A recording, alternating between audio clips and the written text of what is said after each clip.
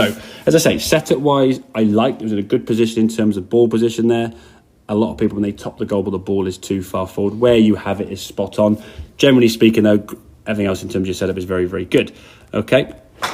The issue we had, what you did was you would take your lower half, predominantly your hips and your knees, and rather than rotate them, you would slide them in this direction.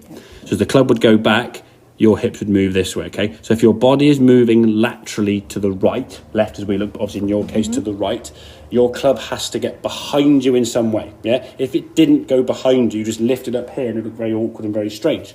And you know that because obviously you're a decent player. So what then you do is you take your arms now and you drag the elbows sort of disappearing behind you. You kind of got here and gone like this. You pull the arms behind you. So now the arms are working too far behind your body, which will make it very difficult to come back to that ball consistently as a result of that, okay?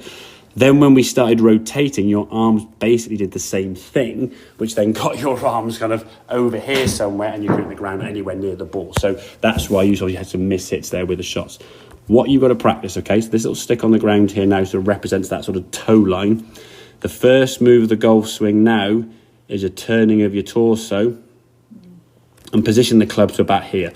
So the hip is starting to turn, the shoulder's starting to turn, and the club now is going to be sort of parallel to the ground in line with this stick on the ground. So this will be your practice at home. You can just do this until the cows come home, yeah, just till it becomes something you do. So you can see the right hip now is kind of moving behind you.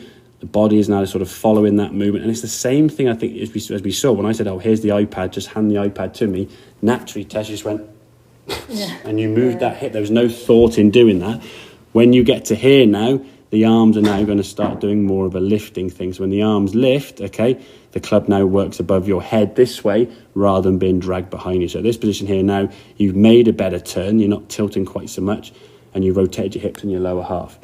The arms are going to be something you're going to have to sort of learn that feeling of where they are, because it's going to feel a bit strange, okay? You can feel you can see the depth there. Your right shoulder's further behind you because your right arm now has disappeared kind of behind because you've turned so well rather than being in front of your head, as you can see there. And then from there, as you come back down, okay, the arms now will fall back into this same position here. Now your body's going to unwind. Great strike of the golf ball. We turn and twist through. The club now sort of, this position now would be sort of parallel to the target line. And we finish in balance on that left side. Now, if you watch this swing, it is a little bit slower.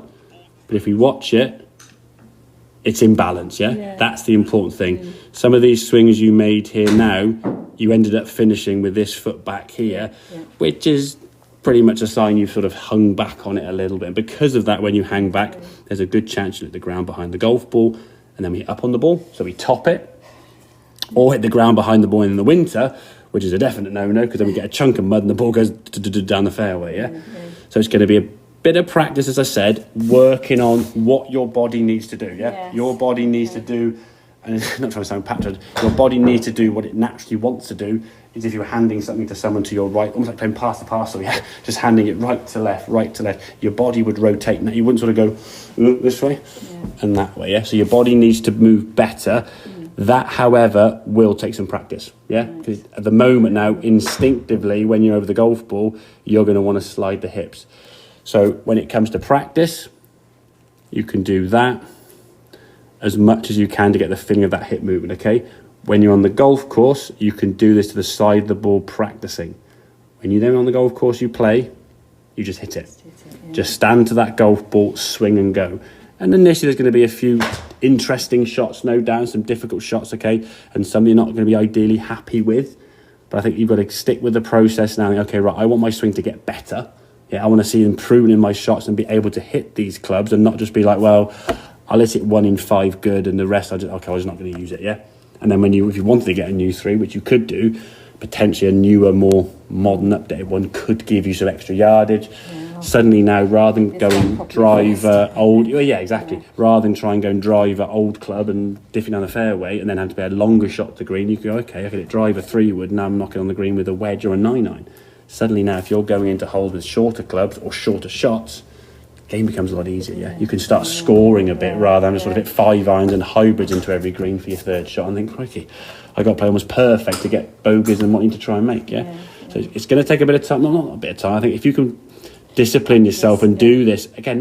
Not all the time loads, but if you could say right 2 or 3 minutes a day, I would say, but when the ad breaks on the golf, because if you're watching golf anyway, you're in the mindset of golf, and rather than be sat there and be sold Strix and golf balls and Callaway drivers and all that rubbish on the ad breaks, you can stand there and be productive and just get the feeling of how that body's going to move. Because at the moment, again, you've done that for quite a while. Yeah, so that hip movement's kind of come into it, okay? And it's obviously what you were doing with the driver swing last week, but that was not going to be any good. If I tried to do this last week with what you were doing anyway, you would just... it'd be too much anyway. The movement with the driver now is good. This is still going to be the same with the driver, obviously, but the change you made last week, obviously, with the driver now not being up in the air, you've adapted to them. Setup changes are generally a bit easier than swing changes, obviously, because they're static. So working on this movement here, getting the body moving better. Again, like I say, practice against the wall. Get the sensation the arms are lifting up, and when the arms do lift up, they just lift up as if you're just sort of chopping an axe straight down. Don't lift, just flare your elbows up this way or trying to adjust things. If you want to try and do a golf swing and feel what the feeling should be, start off here, lift the club straight up over your right shoulder this way, like you're chopping with a sword, and then just turn your body, yeah? That will give you an indication of where the backswing needs to be, yeah? Because if you lift a club up this way, like your elbows are put, you wouldn't go... or go out this way somewhere. You just go up there. That would be a natural chopping method, and then we turn the torso and blend those two together. It's going to give you kind of your back that we're looking for. And once you're in that position comfortably, then you can just commit the shot fully. Yeah. Okay. Right. It will take some practice, but like I say, please, if you are practicing, and you're not sure, just take a clip from face on or down and say, okay, am I doing it right? Because if you are going to take some time to practice, you want to make sure you do the right thing. Otherwise, you're just going to get down the wrong way. Yeah. Okie dokie. Okay, that's great. Excellent. Good stuff. Well done, Tessa.